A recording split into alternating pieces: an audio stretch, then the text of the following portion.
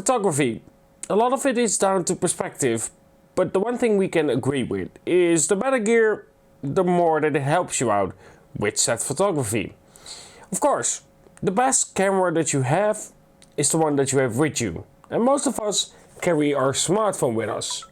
So how's this Vivo X80 Pro when it comes to photography? One thing that I can straight away tell is I truly love those filters. Either way, let's jump into some samples, talk about the camera experience and just overall, of course, the phone as well in this full review of the Vivo X80 Pro.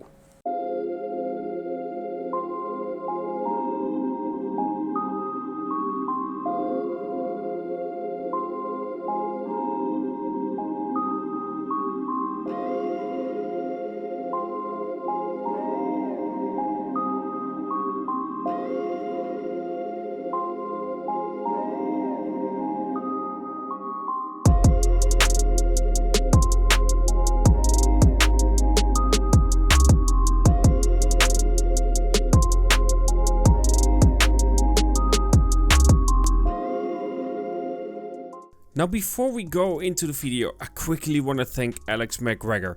Without him and his review units, I wouldn't have the possibility to check out this phone. So if you are a reviewer, without a doubt, check him in the link of the description, because I really do appreciate his help here and he can help many others. Either way, thank you Alex McGregor, I truly appreciate it.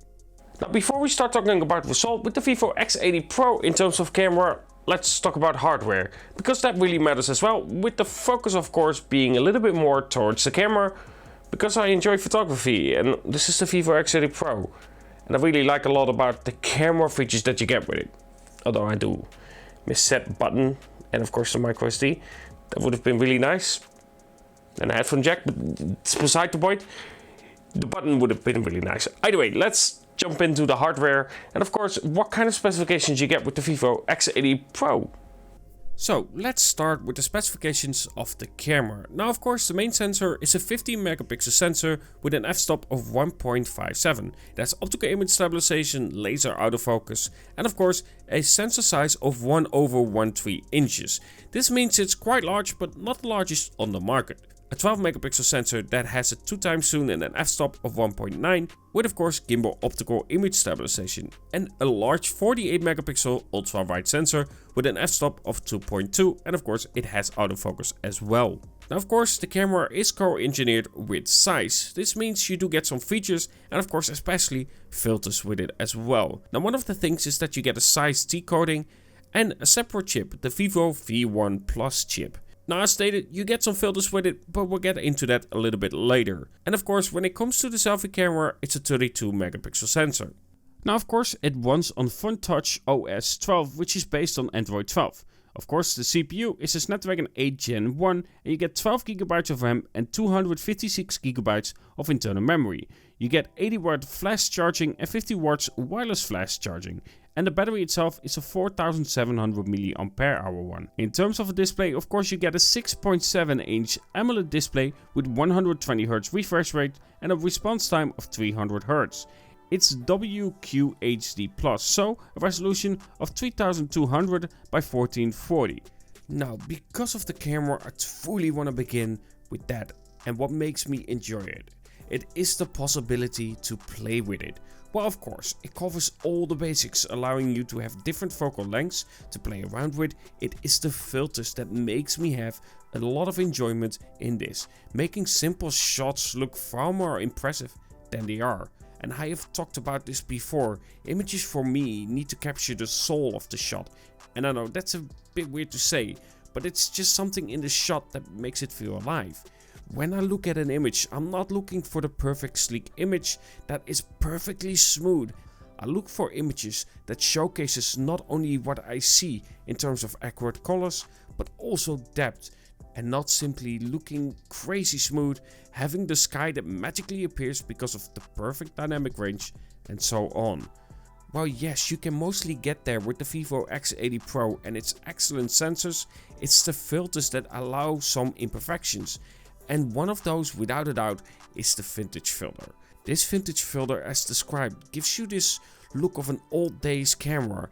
It again allows a shot that would simply look plain, shine through and look amazing. And this isn't a filter you simply compare to others, especially something like Instagram.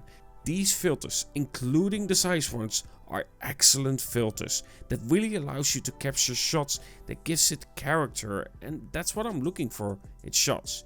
And I know this is down to preference for me as well, because there are a lot of people out there that like this horrible current setup for this bright image that looks too saturated and is just perfect in every way, and call it photography that is spotless. But for me, allowing to capture the soul of an image and giving it character is far more important. Now, it's not just the filters itself, there's more to it.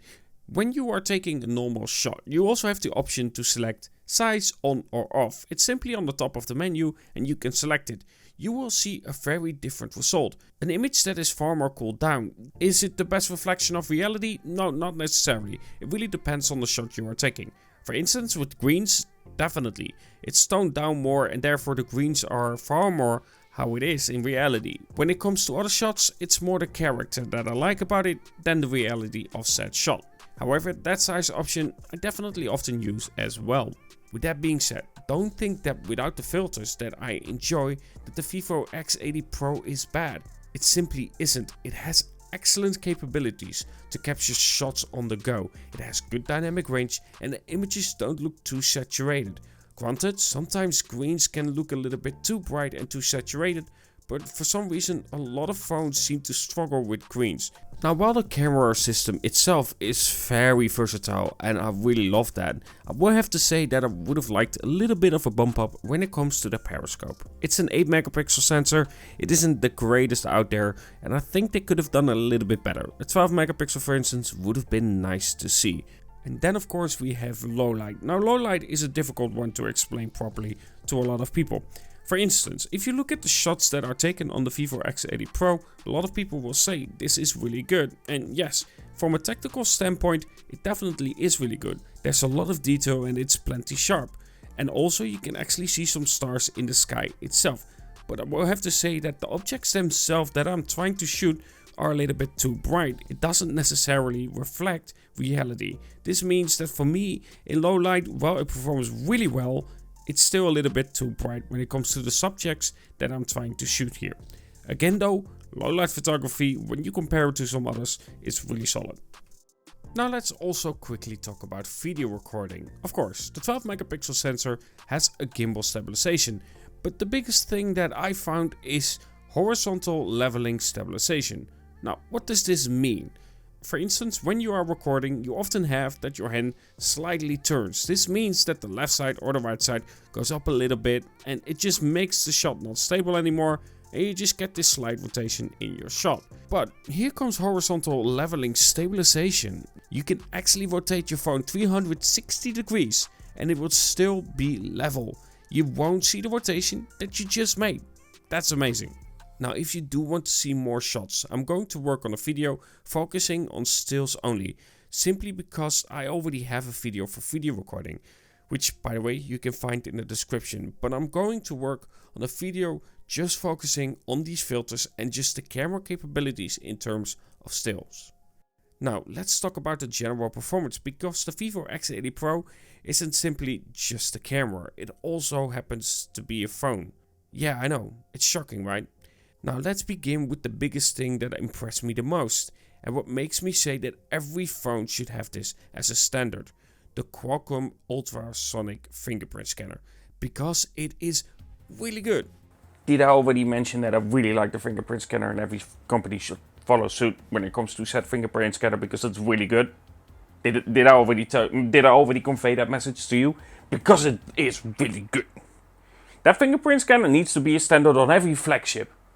Just saying. Simply put, not only is the ultrasonic fingerprint scanner already far superior to the regular 2D camera fingerprint scanner most phones have, it is now the second generation from Qualcomm placed under it. This second generation of the fingerprint scanner allows for a wider area to scan your finger. It is very fast and consistent and works fluent every single time. This portal to unlock your phone already makes the experience of it so much better than having a 2D fingerprint scanner. So once we open this portal to the phone, well, of course we get a beautiful AMOLED display with a max refresh rate of 120 Hz. This display is excellent, although as I marked in my video focused camera video, it isn't the brightest. While it is claimed to reach a max brightness of 1500 nits, I have some situations where the sun is at its peak brightness and I'm in a situation where I'm looking down, trying to get the shot where I pan up. I definitely noticed that the display isn't bright enough. Now this could simply be down to the sensors thinking it's darker because I somewhat cover the sensors. Not sure about that one, but in normal day use this isn't the problem. This makes me think that maybe the sensors have this feeling of it being darker outside than it is. But it's definitely something I've noticed in only those situations. For the display itself, it of course supports HDR+ and of course 1 billion colors. In terms of video and content, this simply is a beautiful display to enjoy.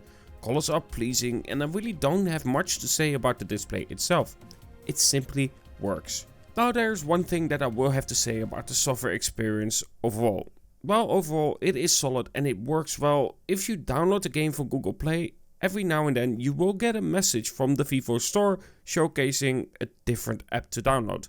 Not sure why anyone would want this, but it is something I've definitely noticed in my day-to-day use.